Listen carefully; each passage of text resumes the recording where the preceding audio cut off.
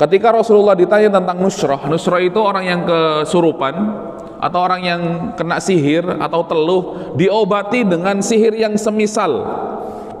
Kata Rasulullah, hiya min amali syaitan. Itu adalah pekerjaan setan katanya. Jamaah rahimakumullah. Pekerjaan setan. Ya. Kemudian juga Rasulullah SAW bersabda dari hadis Hasan, ya, annahu qal la yuhallu sihra bisihir, ya, atau la yuhallu sihra illa sahir. Mengapa kata Rasulullah SAW itu adalah perbuatan setan? Karena kata beliau tidaklah mengobati sihir itu kecuali ya penyihir itu sendiri. Ya. Makanya dilarang oleh ya Rasulullah SAW.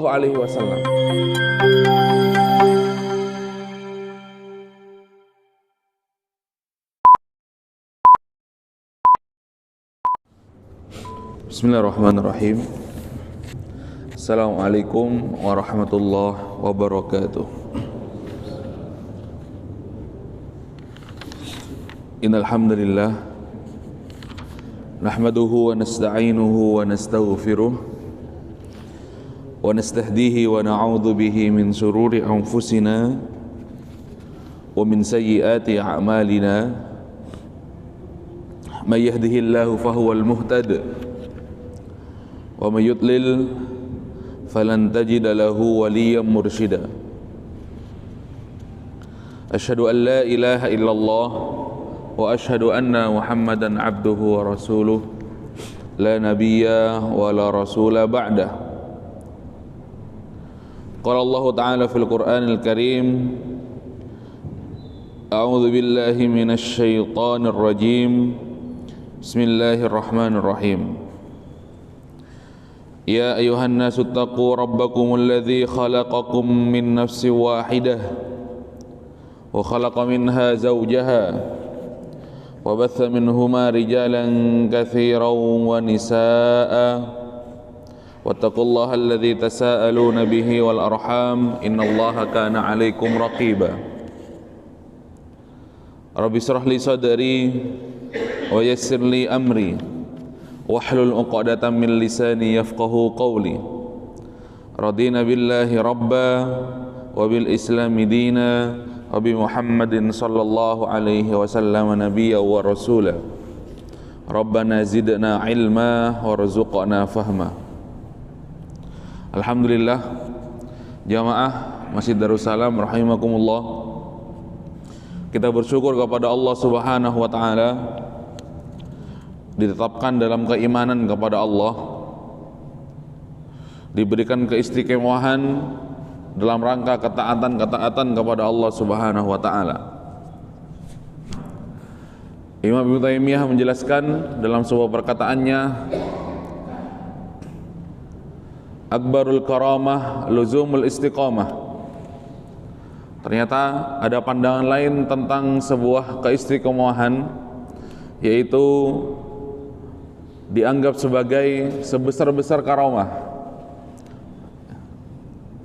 Karamah yang biasanya muncul dari orang-orang yang istimewa, ternyata juga bisa muncul keistiqomahan dari orang-orang atau dari seorang muslim atau seorang mukmin yang itu dinilai sebagai sebesar-besar atau seutama-utama ya karamah. Salawat dan salam mari kita haturkan kepada uswah hasanah kita Nabi Muhammad sallallahu alaihi wasallam, kepada keluarga beliau, kepada sahabat beliau, kepada para tabi'in, tabi'ut tabi'in dan orang-orang yang senantiasa mengikuti jejak langkah beliau hingga hari kiamat. Kita memohon kepada Allah Subhanahu wa taala mudah-mudahan dijadikan hamba yang kelak akan mendapatkan syafaat Nabi Muhammad sallallahu alaihi wasallam di yaumil mahsyar. Karena kita tahu jamaah rahimakumullah, Allah berfirman, Rabbana atmim lana nurana waghfir lana. Ada sekelompok manusia yang ternyata ditakdirkan oleh Allah Subhanahu wa taala sulit masuk ke dalam barisan Rasulullah sallallahu alaihi wasallam karena cahayanya redup. Sampai-sampai ia berkata dan berdoa, Rabbana atmim lana nurana waghfir lana. Ya, di antara sawadul a'zam umat Rasulullah sallallahu alaihi wasallam yang memenuhi ufuk atau memenuhi padang mahsyar, ternyata ada kelompok hamba-hambanya Allah Subhanahu wa taala yang dia mengaku umat Nabi Muhammad sallallahu alaihi wasallam ternyata kesulitan untuk menembus barisan Rasulullah sallallahu alaihi wasallam dan bergabung kepada sawadul a'zam tersebut. Disifati umat Nabi Muhammad dari saking baiknya sampai membuat padang mahsyar itu seolah menghitam, ya. Ternyata ia yang mengaku umat Nabi Muhammad tapi jauh daripada ajaran Rasulullah sallallahu alaihi wasallam. Padahal kata Rasulullah sallallahu alaihi wasallam, umatku itu dikenali atau diketahui di padang mahsyar dengan tanda ghurul muhajjalin. Ghurul muhajjalin adalah tanda putih yang muncul dari anggota-anggota badan yang biasa terkena air wudu. Ghurul muhajjalin. Rasulullah sallallahu alaihi wasallam mengistilahkan dengan istilah ghurul muhajjalin, padahal sebenarnya ghurul muhajjalin itu adalah jenis kuda yang bagian kakinya ataupun bagian betis kuda dari lutut sampai kakinya itu bulunya berbeda dari bulu yang lainnya. Bulu badannya barangkali hitam, kemudian bulu kakinya atau bulu betisnya itu putih. Itu istilah Rasulullah SAW untuk melambangkan ghurul muhajjalin, di dalam hadisnya.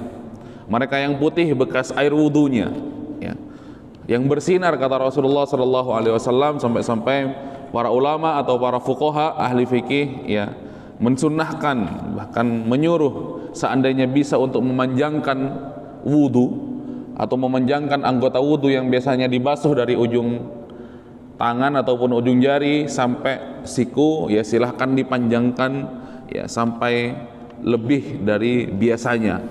Sebagaimana juga mencuci kaki yang biasanya ilal marafiq sampai mata kaki, silakan dipanjangkan lebih ataupun dilebihkan mencucinya. Beramal dari hadis tersebut sehingga nanti diharapkan semakin panjang ataupun semakin luas anggota badan yang nanti bercahaya pada hari kiamat. Kita memohon kepada Allah mudah-mudahan dijauhkan dari hamba yang seperti itu. Jamaah rahimakumullah. Jamaah rahimakumullah, kita lanjutkan Syekh Muhammad bin Abdul Wahhab kemarin kita lanjutkan masih seputar Al-Arraf, masih seputar perdukunan, masih seputar ahli nujum, masih seputar yang berkaitan dengan hal-hal yang gaib. Kemarin sudah kita sampaikan dua hadis Nabi Muhammad SAW yang begitu tegas memberikan ancaman kepada mereka yang melakukan hal itu semuanya. Laisa minna man tatayyara au tutayyira lahu. Sampai-sampai Rasulullah SAW di dalam hadisnya, laisa minna, bukan dari golongan kami, kata Rasulullah SAW. Sebagaimana hadis yang lain, jamaah rahimakumullah, di perbuatan-perbuatan yang lain juga Rasulullah memberikan peringatan dan pernyataan, bahkan ancaman yang tegas. Laisa minna man tashabbaha biqaumin. Rasulullah SAW juga bersabda, bukan bagian dari kami, bukan bagian dari umatku, kata Rasulullah, yang menyerupai orang-orang Yahudi dan Nasrani. Laisa minna, kata Rasulullah SAW. Dan dalam hal ini juga, laisa minna man tatayyara au tutayyira, yang melakukan tatayyur, mengundi nasibnya. Jamaah rahimakumullah, mengundi nasib. Kalimatnya adalah mengundi nasib, bukan mengundi biasa. Karena di dalam hadis yang lain ternyata undian itu termasuk daripada sunnah-sunnah para nabi. Jamaah rahimakumullah. Sebagaimana Rasulullah SAW ketika akan bepergian bersafar, baik itu safar dalam safar biasa ataupun safar dalam pergi jihad fisabilillah, ternyata Rasulullah itu terbiasa mengundi para istri-istrinya. Jadi siapa yang keluar di undian tersebut, dialah yang menemani safarnya Rasulullah SAW. Ya, dan juga di kejadian yang lain yang mengundi siapa yang akan yakfulu Maryam, siapa yang akan mengasuh ya ibunda Maryam, ternyata dahulu diundi juga siapa yang keluar namanya.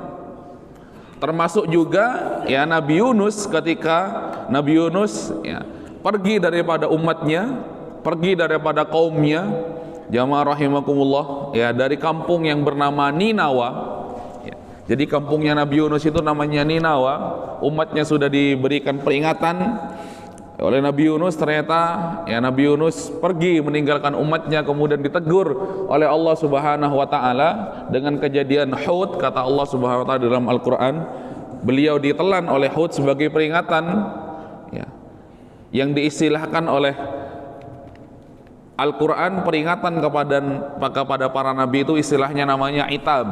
Ya, itab itu peringatan ya. Ya, bukan hinaan tetapi itab, itu peringatan dari Allah Subhanahu wa taala. Akhirnya ketika menaiki perahu ya, kemudian perahunya dihantam oleh ombak yang begitu keras sehingga harus ya barang-barang dijatuhkan ke laut, bahkan salah seorang di antara ya penumpang daripada kapal tersebut juga harus dijatuhkan sebagai penyeimbang supaya tidak terlalu overload ataupun kelebihan muatan. Ternyata itu juga diundi, jamaah rahimakumullah. Ya, Imam Al-Baghawi ya di dalam tafsirnya ya, dalam tafsir ringkasnya mengatakan diundi ada dua pendapat, diundi sampai 7 kali dan diundi sampai 12 kali. Ternyata undian pertama yang keluar namanya Yunus. Kemudian undian ketiga ya, kedua dan ketiga juga namanya yang keluar Yunus. Sampai-sampai orang-orang yang di dalam perahu tersebut mengatakan barangkali kalau cuma 3 kali kurang, hanya kebetulan saja. Ternyata pendapat yang pertama 7 kali, ada yang mengatakan 12 kali. Ternyata yang keluar juga namanya Yunus. Akhirnya mau tidak mau ya beliau dilemparkan oleh ya orang-orang yang di atas kapal tersebut ya, dan terjadilah apa yang terjadi yang kita ketahui. Jamaah rahimakumullah. Lah di sini mengundi nasib yang sebagaimana kami sampaikan kemarin ya, bukan mengundi yang lainnya. Kalau kebiasaan orang Arab yaitu ya tatoyur, menggunakan burung, atau mungkin orang-orang yang sekarang ya bukan menggunakan burung, merasa kalau ada kejatuhan cicak misalkan, atau kedatangan hewan-hewan apa misal. Kalau di Sumeneb biasanya ada kupu-kupu masuk ke rumah. Saya pernah mendengar keyakinan tersebut, nanti akan terjadi apa katanya. Itu jamaah rahimakumullah ya. Kejatuhan cicak, kemudian nomor, biasanya kalau di hotel-hotel itu menjauhi angka 3 misalkan, lantai 3 atau lantai 13 jamaah rahimakumullah ya, itu tidak dipakai. Liftnya langsung ya menggunakan angka selanjutnya. Di situ ada kesulitan ataupun ada hal-hal yang tidak diinginkan terjadi kalau menggunakan angka tersebut, yaitu bagian daripada tatoyur, karena tatoyur itu menganggap sial setiap apa yang ia lakukan. Autukuhina autakahana autukuhina, kata beliau melanjutkan hadisnya ya, yang meminta ya ataupun yang datang kepada kahin atau menjadi kahin sendiri, atau menjadi penyihir ataupun tukang teluhnya ya. Jamaah rahimakumullah ya, itu yang kemarin kita sampaikan ya, masih terkait itu semuanya. Kemudian ya, Syekh Muhammad bin Abdul Wahhab dalam kitabnya Kitabut Tauhid yang kita baca sekarang ini matannya ya, ternyata juga membahas tentang nusrah ya. Apa itu nusrah? Nusrah tersebut orang-orang dahulu adalah mengobati sihir dengan sihir yang semisal. Jamaah rahimakumullah, mengobati sihir dengan sihir yang semisal. Beliau menyampaikan hadis Rasulullah sallallahu alaihi wasallam dari sahabat Jabir, anna Rasulullah sallallahu alaihi wasallam su'ila an nusrah faqala hiya min amali syaitan. Rawahu Ahmad bi sanadin jayyid. Ya. Ketika Rasulullah ditanya tentang nusrah, nusrah itu orang yang kesurupan atau orang yang kena sihir atau teluh, diobati dengan sihir yang semisal. Kata Rasulullah, hiya min amali syaitan. Itu adalah pekerjaan setan katanya. Jamaah rahimakumullah. Pekerjaan setan. Ya. Kemudian juga Rasulullah sallallahu alaihi wasallam bersabda dari hadis Hasan, ya, annahu qal la yuhallu sihra bis-sihr, ya, atau la yuhallu sihra illa sahir. Mengapa kata Rasulullah sallallahu alaihi wasallam itu adalah perbuatan setan? Karena kata beliau, tidaklah mengobati sihir itu kecuali ya penyihir itu sendiri. Ya. Makanya dilarang oleh ya Rasulullah sallallahu alaihi wasallam. Ya, saya punya kisah. Ya, saya dengar sendiri dari penduduk sebuah pulau, ya. Yang masih di Sumeneb, ya. Terhitung kepulauan Sumeneb. Dan memang pulau tersebut penduduknya mengakui kalau memang pulaunya tersebut terkenal dengan sihir. Saya beberapa kali pergi ke tempat tersebut, ya, masih belum ada listrik pulaunya di Sumeneb, ya, kepulauan Sumeneb, ya. Kemudian Ramadan yang lalu saya ke sana masih baru pemasangan tiang-tiang listrik, belum ada listriknya. Sinyal HP juga belum ada, sinyal internet juga masih belum ada, HP pun sulit, ya harus ke tempat-tempat tertentu. Sinyal HP biasa harus memakai anten yang tinggi ke atas, ya. Jadi HP itu berasa telepon rumah. Jamaah rahimakumullah. Jadi di tempat tersebut dikenal memang, kata orang penduduk setempat, pulau kami ini nggak maju-maju, ya. Mungkin ini salah satu penyebabnya. Ya, pertama ya tidak ada listrik itu, tidak ada sinyal internet, jadi sulit mengakses kabar-kabar dari luar pulau atau dari kota atau dari kecamatan lah paling tidak, lebih-lebih dari Sumeneb. Kemudian yang kedua, masih suka klenik. Ya. Kata beliau, di tempat ini, ya mungkin bisa dipastikan, ya. 50% 50% dari penduduk di sini ini sudah terbiasa, ya. Kalau ada orang yang suka ataupun kalau ada orang yang berbuat salah kepada dirinya, ya hati-hati. Ya itu mungkin gak lama lagi akan kembung katanya. Seperti itu jamaah rahimakumullah. Itu.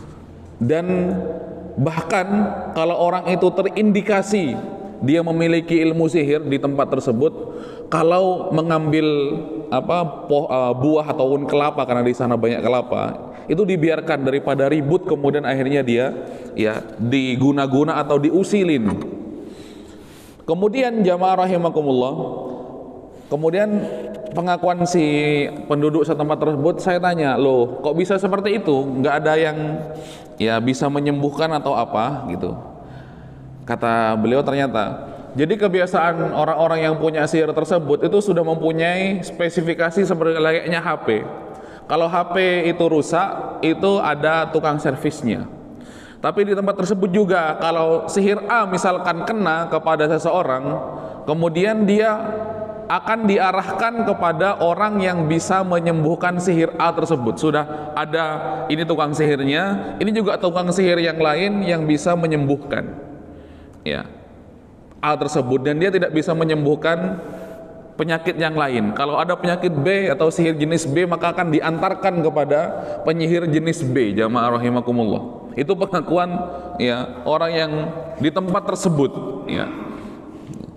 Pengakuan orang di tempat tersebut, ya, dari saya ceritakan sampai sekarang pun belum ada listrik dan lain sebagainya.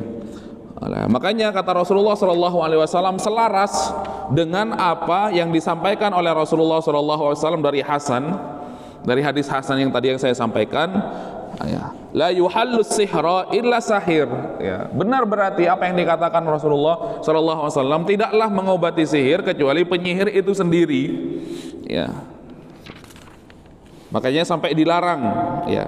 Tetapi jamaah rahimakumullah, di matan berikutnya ternyata Ibnu Qayyim Al-Jauziyah, ya, murid daripada Imam Ibnu Taimiyah, ya, itu menjelaskan, ya,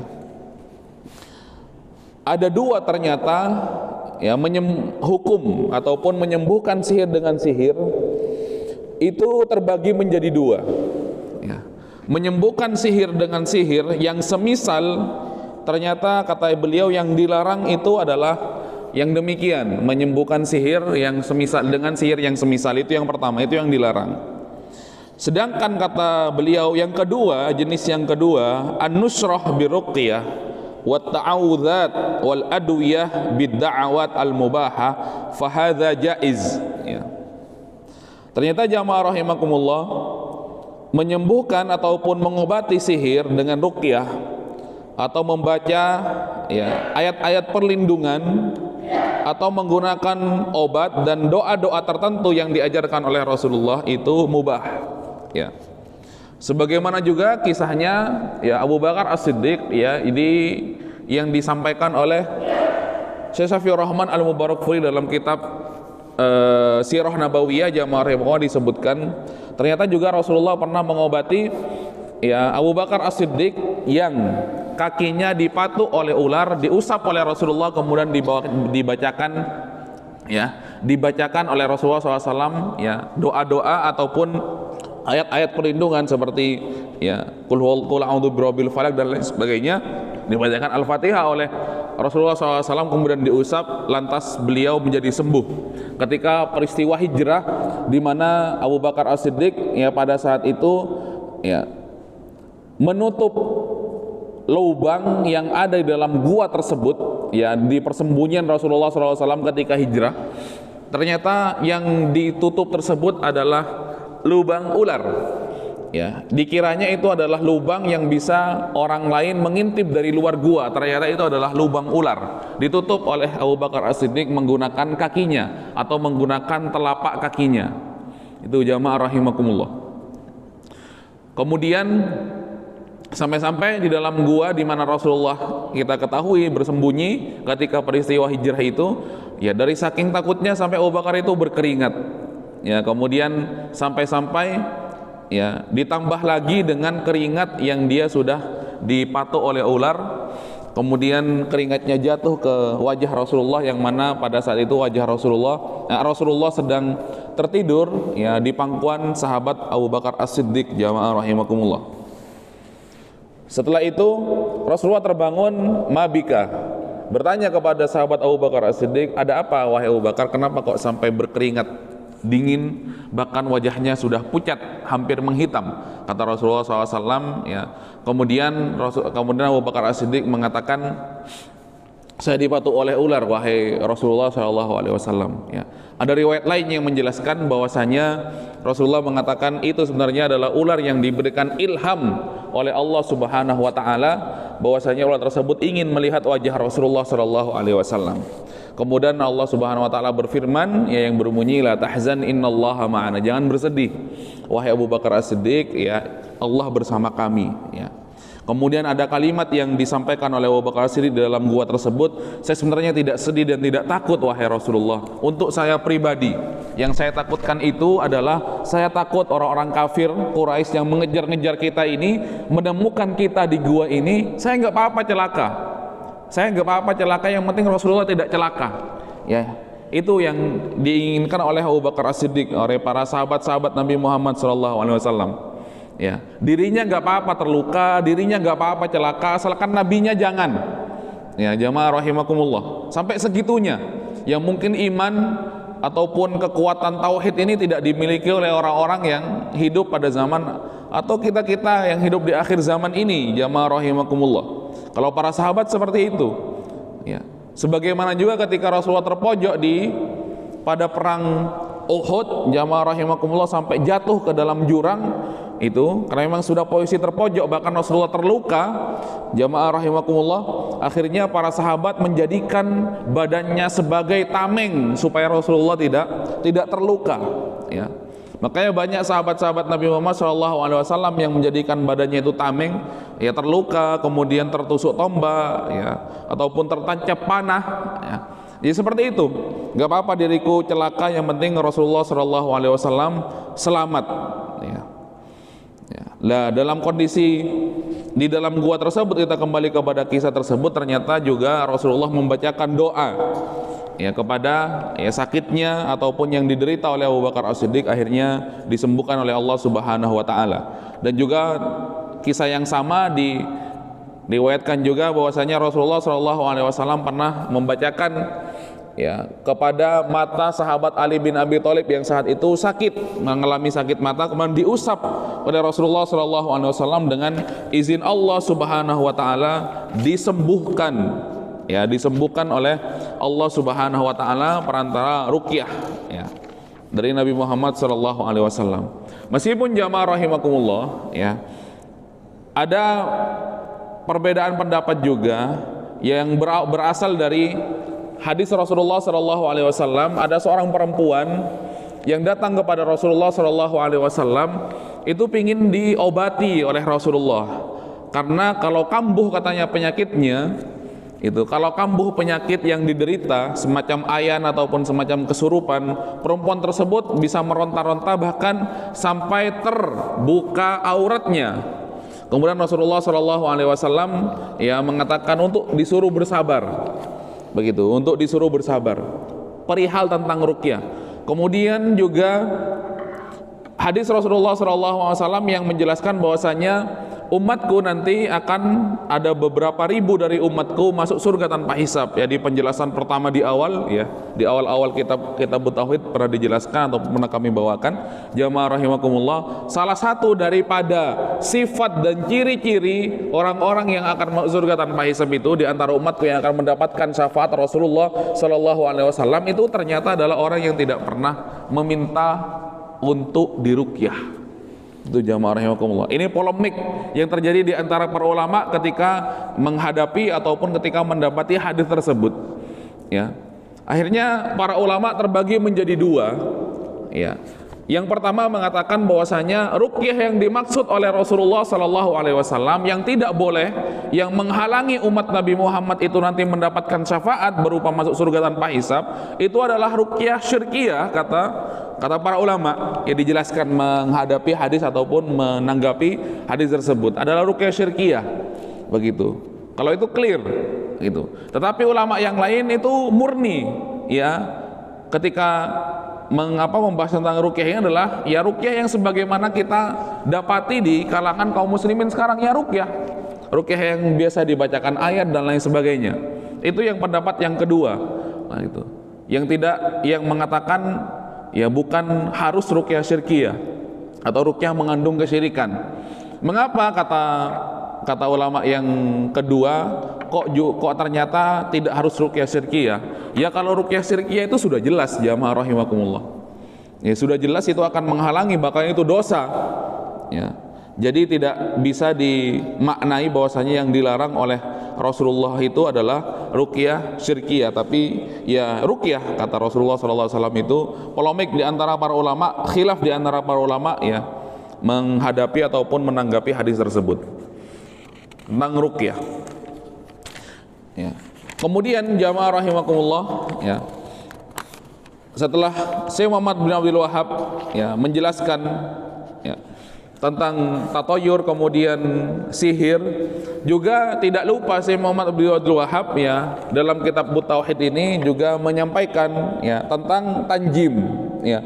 Tanjim itu adalah meramal menggunakan bintang, jamaah rahimakumullah. Meramal menggunakan bintang. Kemarin saya baca di Twitter, ya, ada pengakuan salah seorang pemilik akun Twitter mengatakan, entah benar atau salah, atau entah dia jujur ataupun hanya mengada-ngada, cuma di dalam utas Twitternya itu dia mengatakan, saya dulu adalah pengisi rubrik di salah satu majalah remaja yang itu biasanya rubrik tersebut dinamakan zodiak katanya. Itu. Kalau bapak-bapak barangkali ya melihat majalah-majalah zaman dahulu, yaitu biasanya ada rubrik namanya zodiak. Ya, itu di situ ramalan-ramalan bintang. Kata dia, sebenarnya saya dulu ngarang, kata dia. Baru kemarin saya terbaca di utas Twitter itu. Sebenarnya saya dulu itu ngarang, asal-asalan saja. Begitu. Biasanya asmara kamu di pekan ini akan seperti ini. Keuangan kamu di pekan ini akan seperti ini, begitu. Dan itu banyak berseliweran ya dahulu, zaman-zaman belum zaman internet, majalah itu banyak ya. Itu salah majalah dulu itu ada majalah Aneka kalau nggak salah, ada majalah Hai dan lain sebagainya. Itu memang di situ disebutkan ya ramalan-ramalan bintang. Kemudian jamaah rahimakumullah, dia melanjutkan di utas Twitternya, ternyata apa yang saya karang itu, kata dia, apa yang saya karang itu ternyata adalah rubrik yang paling ditunggu-tunggu oleh anak remaja pada saat itu. Itu. Dia pingin tahu, ya dia pingin tahu apa yang terjadi pada dirinya. Gitu. Kalau pekan yang lalu saya sampaikan ya bukan ramalan bintang di majalah, kartu tarot itu. Tapi ternyata ada fenomena lain ya yang sempat juga kami lihat di majalah tersebut ya pada zaman-zaman yang lalu ataupun pada waktu-waktu yang lalu, ternyata benar.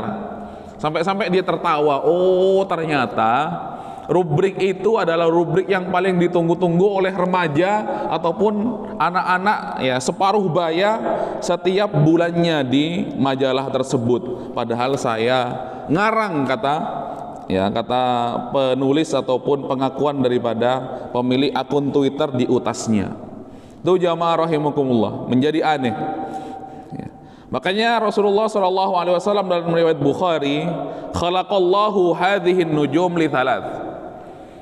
Sudah dikabarkan oleh Rasulullah, Allah Subhanahu wa taala membikin ataupun menciptakan nujum bintang ini untuk 3, kata Rasulullah SAW sebagaimana dalam Al-Qur'an. Ya, yang pertama kata Rasulullah, zina. Zina itu untuk langit ya. Zina itu untuk hiasan langit. Begitu. Karena sepertinya indah, semakin indah di malam hari yang bertabur bintang ya. Malam hari yang bertabur bintang kok terlihat indah. Kalau mungkin sekarang tidak terlalu begitu indah jamaah rahimakumullah, karena di Sumeneb khususnya ya sudah banyak lampu dan lain sebagainya. Kalau saya dulu zaman kecil, ingat-ingat di Pulau Kangean itu jamaah masih TK kalau kami ingat itu. Kalau sudah malam tanggal 13 bulan atas ataupun bulan Komariah 13, 14, 15, itu orang-orang itu yang biasanya habis Isya itu sudah persiapan tidur, itu biasanya keluar rumah ngobrol di depan rumah, karena memang pada saat itu bulan itu terang, kemudian ya langit itu menjadi putih, itu seperti indah. Itu jamaah rahimakumullah.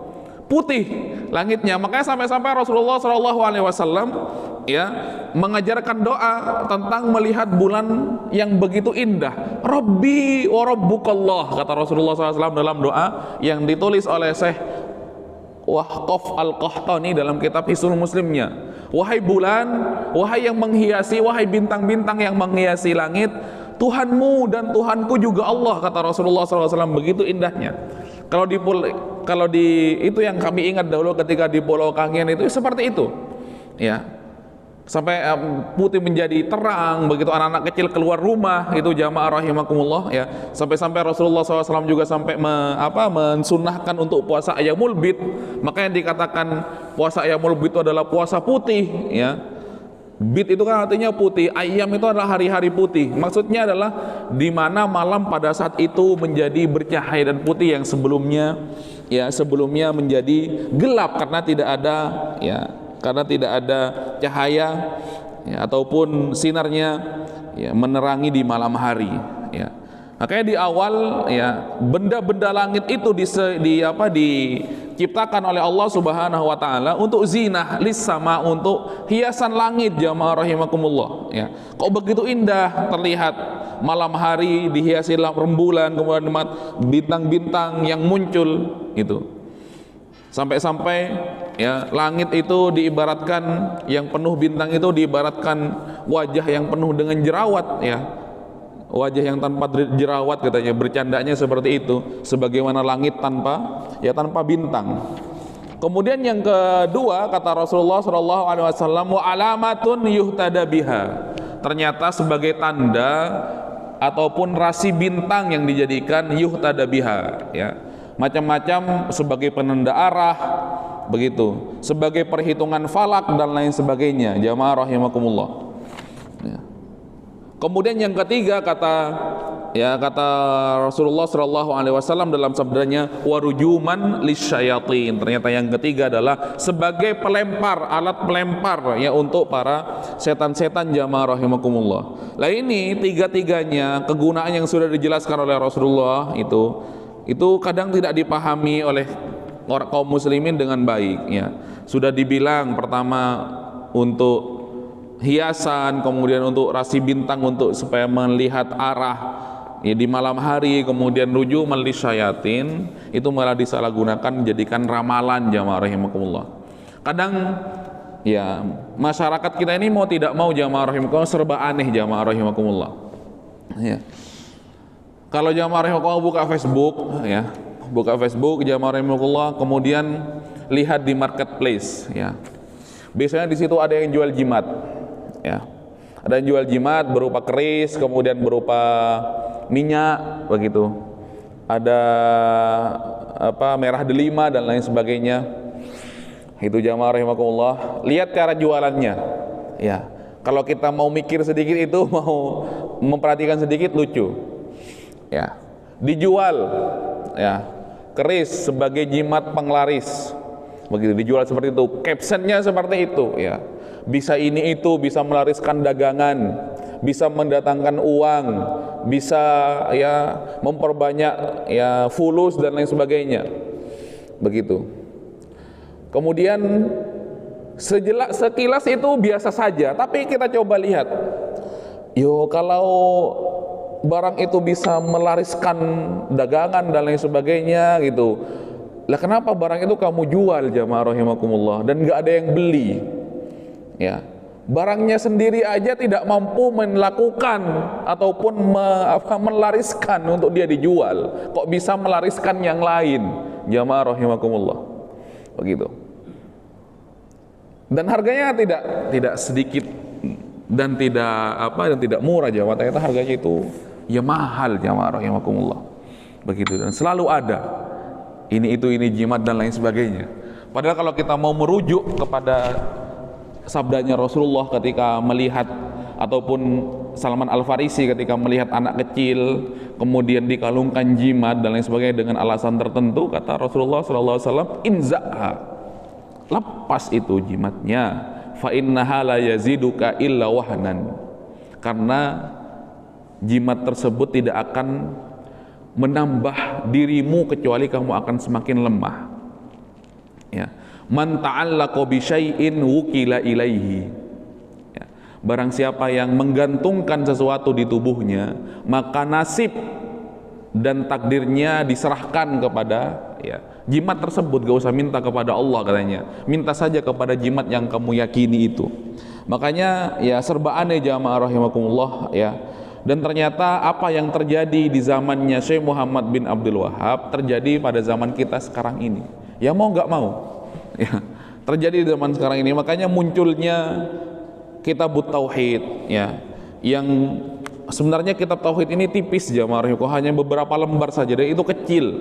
Ternyata penjelasannya sampai satu kitab tebal ini, ya, kitab yang ya berkah insyaallah. Ternyata kejadian yang terjadi sekarang ya juga terjadi pada zaman Syekh Muhammad bin Abdul Wahab, yang itu ya menjadikan kegalauan tersendiri yang dilihat oleh Syekh Muhammad bin Abdul Wahab, ya khususnya di daerahnya, akhirnya menulis kitab ini sebagai ya penguatan akidah dan tauhid, ya, kepada kaum muslimin, sehingga tidak terjerumus kepada persoalan-persoalan yang dilarang oleh Rasulullah SAW, yang itu akan menghilangkan tawakalnya kepada Allah Subhanahu wa taala, ya.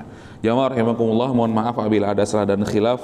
Subhanaka Allahumma bihamdika asyhadu an la ilaha illa anta astaghfiruka wa atubu ilaik. Walhamdulillahirabbil alamin. Wassalamualaikum warahmatullahi wabarakatuh.